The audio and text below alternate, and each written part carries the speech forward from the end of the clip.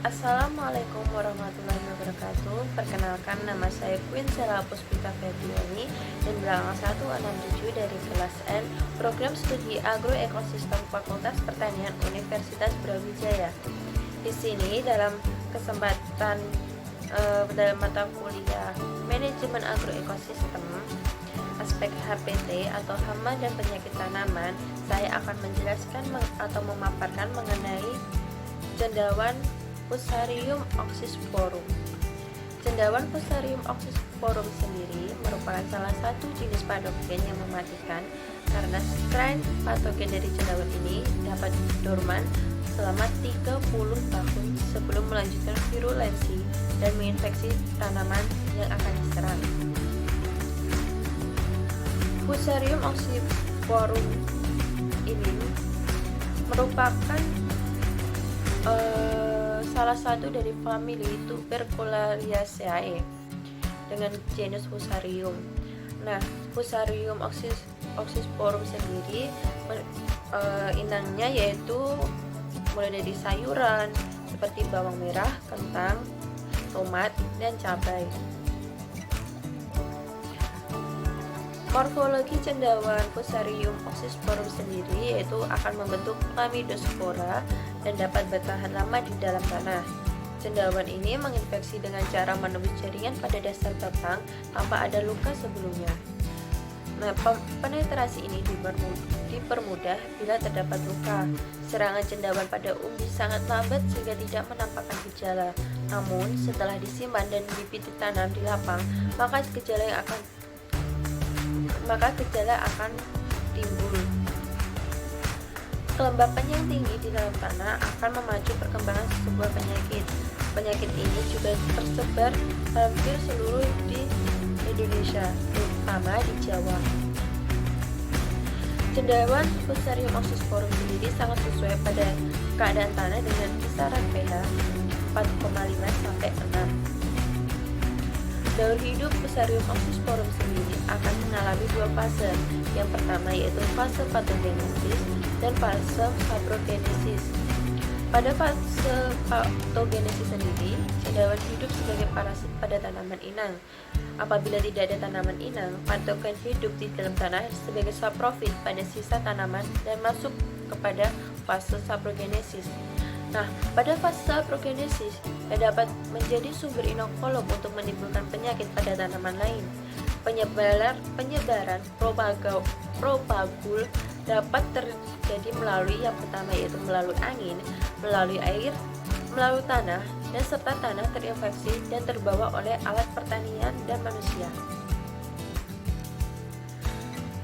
Penyakit layu Fusarium juga dapat berkembang di tanah aluvial yang asam. Pada umumnya, di tanah geluh yang bertekstur ringan atau di tanah geluh yang berpasir, penyakit dapat meluas dengan lebih cepat dikarenakan inokulum pada Fusarium oxysporum terdiri atas Macroconidia, Microconidia, Chlamydospora, dan Miseria. Populasi patogen dapat bertahan secara alami di dalam tanah dan pada akar-akar tanaman sakit. Apabila terdapat tanaman peka melalui akar yang luka dapat segera menimbulkan infeksi. Gejala yang ditimbulkan dari Fusarium oxysporum sendiri yaitu ditandai dengan daun yang menguning. Apabila tanaman dicabut akan mudah ditarik dikarenakan pertumbuhan akar tidak sempurna dan akan mengalami pembusukan. Selain itu, tanaman yang terserang oleh cendawan Fusarium oxysporum sendiri daunnya akan mati dari ujung dengan cepat. Selanjutnya yaitu gejala yang tampak pada tanaman cendawan ini yaitu daun tua layu diikuti oleh daun yang lebih muda. Nah, sering terjadi juga kelayuan didahului dengan menguningnya daun, terutama daun-daun bawah, tepi bawah daun menjadi kuning tua atau layu.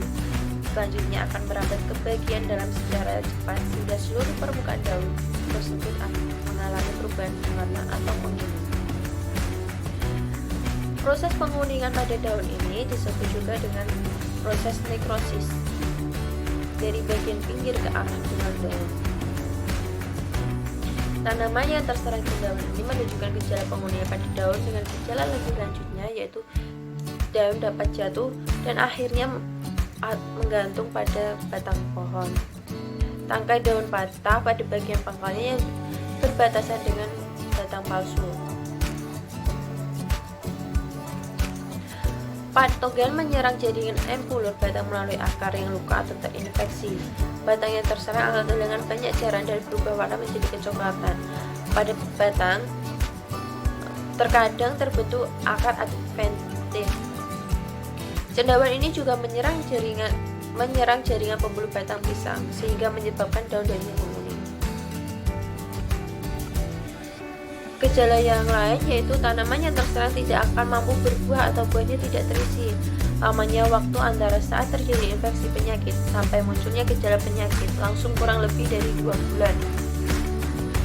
Selain itu, buah akan mengering dan tidak merunduk.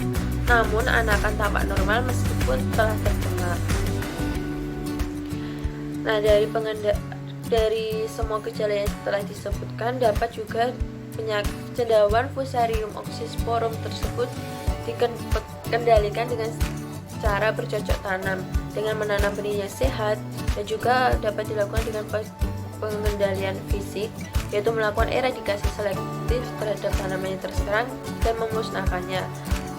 Yang selanjutnya yaitu pengendalian secara biologi. Pengendalian ini dapat menggunakan agen hayati berupa Cleocladium sp dalam kompos yang diberikan dalam lubang tanah pada saat tanaman. Yang terakhir yaitu dengan pengendalian kimia dengan menggunakan fungisida yang telah diizinkan oleh Menteri Pertanian. Upaya pengendalian juga dapat dilakukan untuk penyakit Fusarium, yaitu dengan cara kultur teknis dengan pemberian pupuk organik, penjarangan,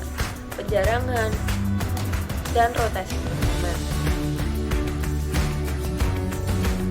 Sekian yang dapat saya sampaikan mengenai cendawan Fusarium oxysporum. Kurang lebihnya saya mohon maaf.